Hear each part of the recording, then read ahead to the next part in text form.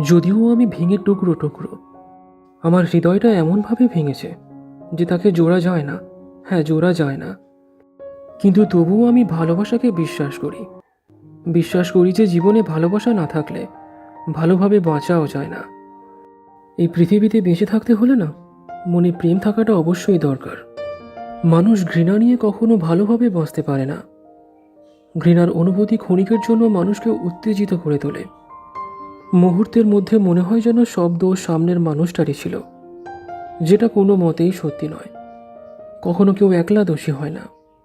কেউ না বিশ্বাস করুক, অন্তত আমি এটা বিশ্বাস করি। কোনো ঘটনা যতই খারাপ হোক অথবা কষ্টদায়ক হোক, যে ঘটনা ঘটে গেছে সেটা নিয়ে বসে থাকলে না, নতুন ঘটনা কখনোই শুরু হবে না। একলা জীবনে একটা নির্দিষ্ট আনন্দ আছে, একটা নির্দিষ্ট আনন্দ, যার একটা পরিমাপ আছে, একটা সীমা আছে।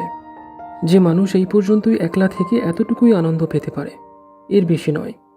জীবনে অফুরন্ত আনন্দ তখনই হয় যখন কেউ সঙ্গে থাকে।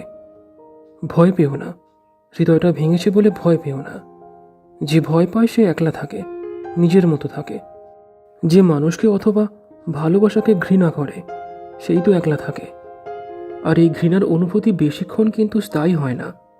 একটা সময়ের পর যখন মনটা শান্ত হয়ে যায়, এক গভীর অনুশোচনায় ডুবিয়ে দেয় আমাদের মন, যেটা মোটেও ভালো না। অনুশোচনা মানুষকে রোজ ঘুরে ঘুরে খায়। ভালোবাসা মানুষকে চূর্ণ বিচূর্ণ করতে পারে, হাজারবার হাজার রকমভাবে ভাঙতে পারে।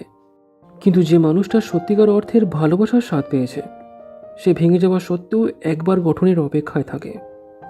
আর যে অপেক্ষা করে, তার অপেক্ষা ভাঙাতে কেউ না কেউ নিশ্চয়ই আসে। ঠিক যেভাবে তুমি চেয়েছিলে, ঠিক সেভাবেই কেউ এসে তোমাকে গঠন করে নেবে।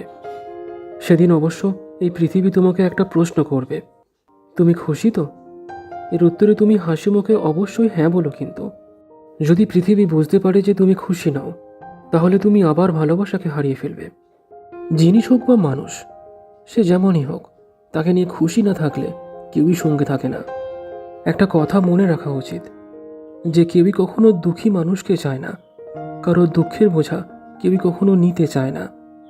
তাই যত তুমি দুঃখের অনুভূতিকে লুকিয়ে রাখবে, তত তাড়াতাড়ি জীবনে হাসি খুশির অধ্যায়টা ফিরে আসবে।